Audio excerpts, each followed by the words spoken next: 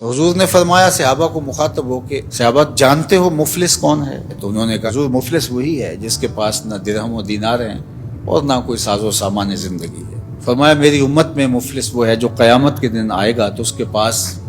نمازیں بھی ہوں گی، روزے بھی ہوں گے،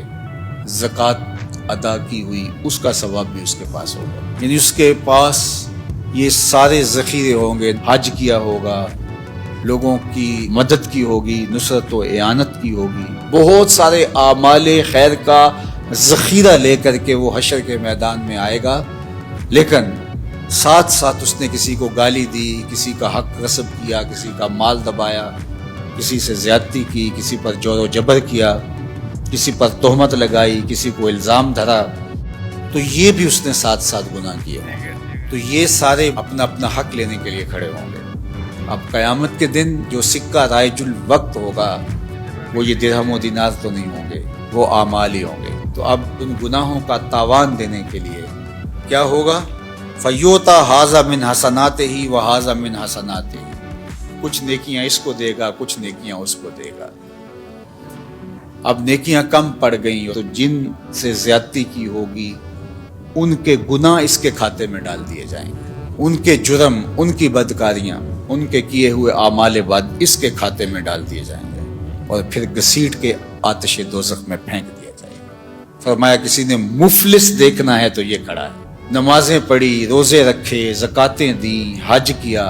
دیگر اعمال خیر بجا لاتا رہا اور بڑے بڑے عمل لے کر آیا، لیکن یہاں اپنی نیکیاں دینی ہوں۔ اگر کسی نے ایک درہم کا چھٹا حصہ کسی کا دبا لیا، غصب کر لیا، قرض لیا نہیں دیا، جبرن چھین لیا، دھوکہ کیا، فراڈ کیا، 2 نمبر مال کے ذریعے سے درہم کا چھٹا حصہ ہتھیا لیا، 700 نمازیں جو جماعت کے ساتھ پڑھی ہیں دینی پڑیں گی۔ اور جو سویر سے لے کر شام تک دونوں ہاتھوں سے اللہ کی مخلوق کو لوٹ رہا ہے،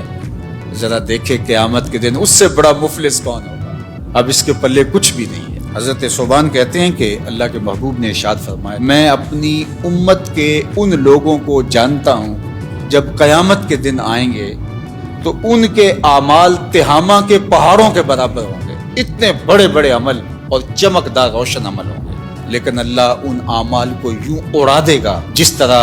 ذرے ہوتے ہیں۔ تو حضرت ثوبان کپ کپا کے رہ گئے اور کہا حضور بتائیے وہ کون لوگ ہیں؟ تو آقا کریم علیہ السلام نے فرمایا وہ تمہارے ہی بھائی دوست ہیں، تمہاری طرح کے لوگ ہیں۔ وَيَأْخُذُونَ مِنَ اللَّيْلِ كَمَا تَأْخُذُونَ، جس طرح تم راتوں کو اٹھ کے حصہ لیتے ہو اپنا سحری کا، تہجد کا، سجدوں کا، وہ بھی تہجدیں پڑھیں گے، سجدے کریں گے، تمہاری ہی طرح ان کے اعمال ہوں گے، لیکن وہ ایسے لوگ ہیں اِذَا خَلَوْا بِمَحَارِمِ اللَّهِ انتهكوها، جب وہ تنہائی میں جاتے ہیں تو پھر اللہ کی حدوں کو توڑتے ہیں، ان کی تنہائی پاکیزہ نہیں رہتی، ان کی تنہائی ناپاک ہو جاتی ہے، تنہائی میں اپنے آپ پر قابو نہیں رکھ پاتے اور اپنے آپ کو برباد کر بیٹھتے ہیں۔ اللہ اکبر۔ آج کی تاریخ میں میں اور آپ یہ موبائل کا جو فتنہ ہے، سوشل میڈیا کا فتنہ، اس حوالے سے اپنی تنہائیوں کی پاکیزگی کا سامان کریں۔ یہ ایک ایسا فتنہ اس دور میں ہماری نوجوان نسل کے ہاتھوں میں آ گیا ہے کہ جس نے ان کی تنہائیوں کو پاکیزہ نہیں رہنے دیا، بلکہ اقبال نے تو کہا کہ نوجوان تو نوجوان رہے، از حیا بیگانہ پیرانے کا ہن، اس قوم کے بوڑھے بھی حیا کے جوہر سے خالی ہو گئے، تو پھر نوجوان کی کیا حالت ہوگی؟ اب یہ عمل، یہ ساری محنتیں، یہ تراویح، یہ تہجد، یہ سجدے، یہ رکوع، یہ قیام، یہ اعمال خیر، یہ صدقات، یہ کتنے کتنے کام ہیں، اگر پاکیزہ تنہائی نہیں رہتی ہے تو اللہ ان کو یوں اڑا دے گا جس طرح حبا منصورہ ہوتا ہے۔ تو اللہ تعالیٰ جل شانہ ہمیں اس بات کی توفیق دے